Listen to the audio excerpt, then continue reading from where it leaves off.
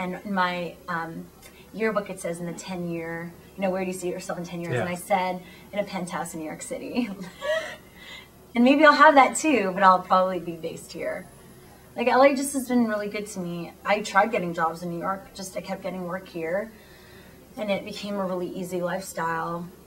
I think, it's just very easy. And I have a lot of great friends out here, a lot of people I graduated with.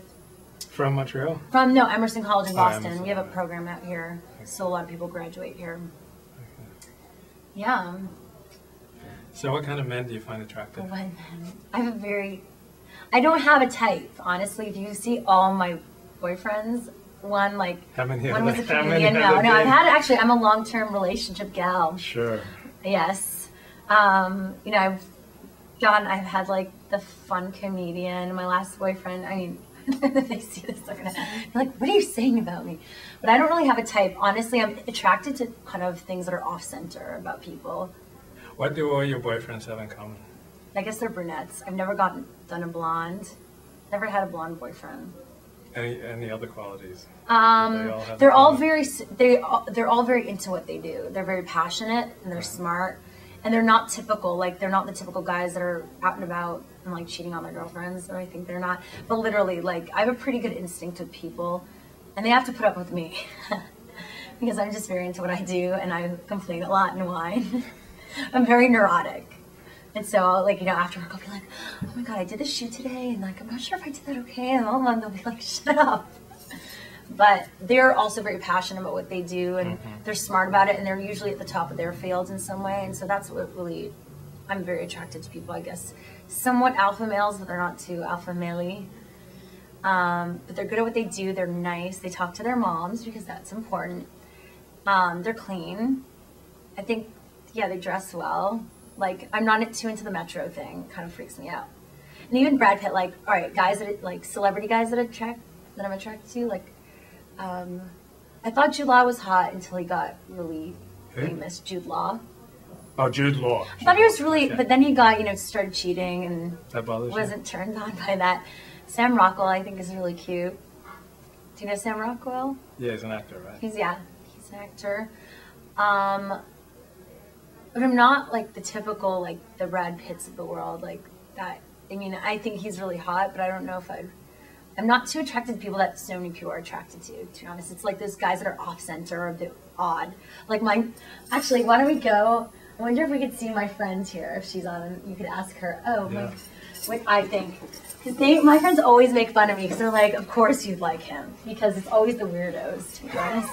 You're a weirdo magnet? Or your boyfriends are weirdos? Is that they're just a bit not eccentric. Like your typical, they're eccentric. Right. Because I'm a bit eccentric and I'm not typical, and I feel like people who are really eccentric don't say that about themselves. Right. Let's see. And my dad's coming with bagels from Montreal and smoked lox. So maybe I feel like I haven't gotten any work done today. And you're like, right. But this is kind of an off day because we got our episodes to NBC this morning and kind of confirming things for next week. So we came.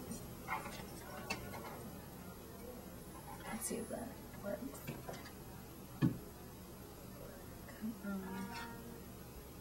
Weird. My computer's not now.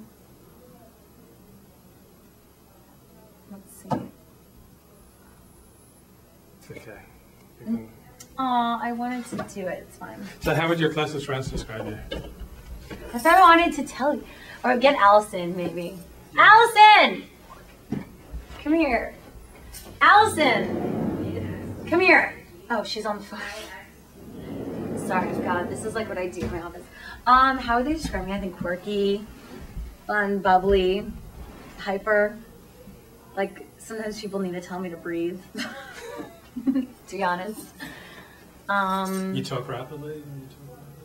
I think with work is the one time it's funny people go with the camera, even though the camera is rolling here, but it's more, you're asking me questions, so I'm just going off my stream of consciousness.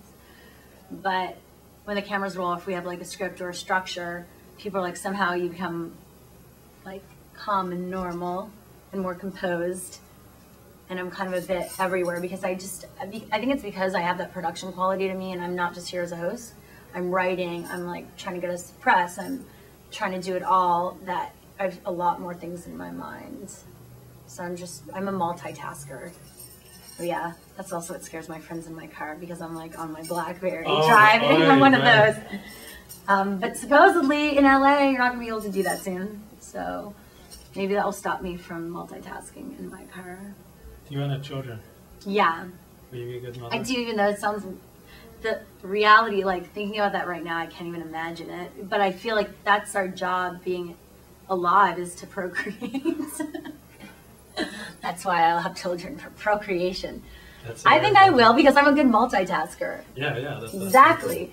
Yeah. And although I don't know if I'm good at disciplining, I was never like, that's the problem. People never made me babysit their kids when I was younger. I never was a babysitter. Right. Never. Right. And even my little sister, like we had a babysitter babysit her. Like I never babysat.